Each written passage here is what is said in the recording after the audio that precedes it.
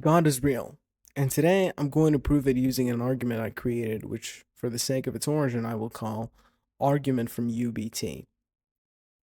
Firstly, I will outline the premises, the conclusion, then I will clarify the meanings of the terms and justify them. After that, I'm going to provide an argument for every one of the premises and the terms used within, to be as comprehensive as possible. Premise 1. If reality is all of that which is real, there can be nothing external to it. Premise 2. If there can be nothing external to reality, the source of reality's identity must be infinite ontological potential. Premise 3. If the source of reality's identity must be infinite ontological potential, then the source of reality's identity must be God. Premise 4. If the source of reality's identity must be God, then God must exist. Premise 5. The source of reality's identity is God. Conclusion, therefore, God exists. Now, reality's identity means that which makes reality real, meaning that which makes all of that which is real, real. Now, the source means that which necessitates. That's all that's the source means. That which necessitates, that identity which necessitates reality's identity. In this case, or that entity.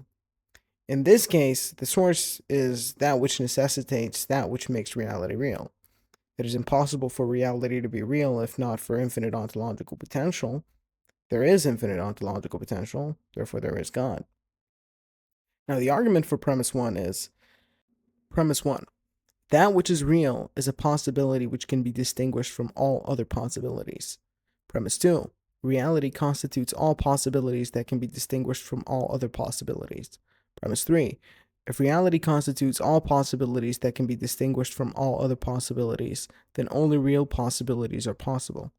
Premise 4. If only real possibilities are possible, nothing can be real without it being a part of reality. Premise 5. Only real possibilities are possible. Conclusion. Therefore, nothing can be real without it being a part of reality. Another argument is premise 1. Nothing can be real without it being a part of reality. Premise 2. If nothing can be real without it being a part of reality, then there can be nothing real external to reality. Premise 3. Nothing can be real without it being a part of reality. Conclusion 2. There can be nothing real external to reality. Now let's move on to the argument for the second premise for the argument for God from UBT.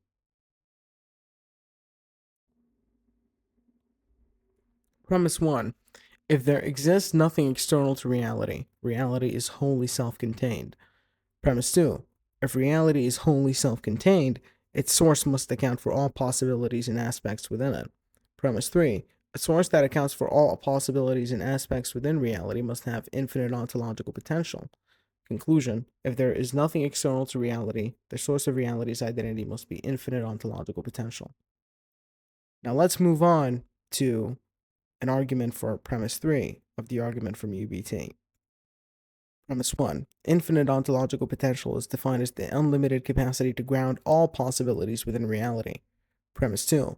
God is defined as the ultimate being with maximal attributes, including infinite power, knowledge, and the capacity to ground all existence. Premise 3. If something has infinite ontological potential, it necessarily aligns with the definition of God. Conclusion.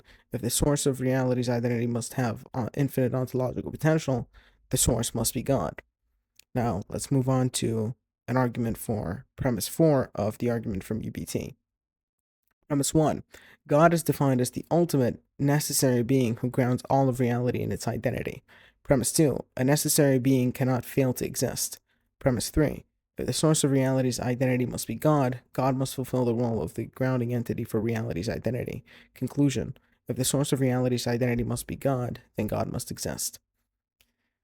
And now to premise 5 for, an argument for premise 5 of the argument from UBT.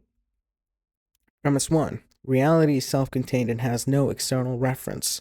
Premise 2. If reality is self-contained, its source must have infinite ontological potential to account for all aspects of reality.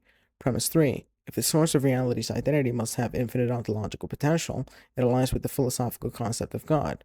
Conclusion. Therefore, the source of reality's identity must be God.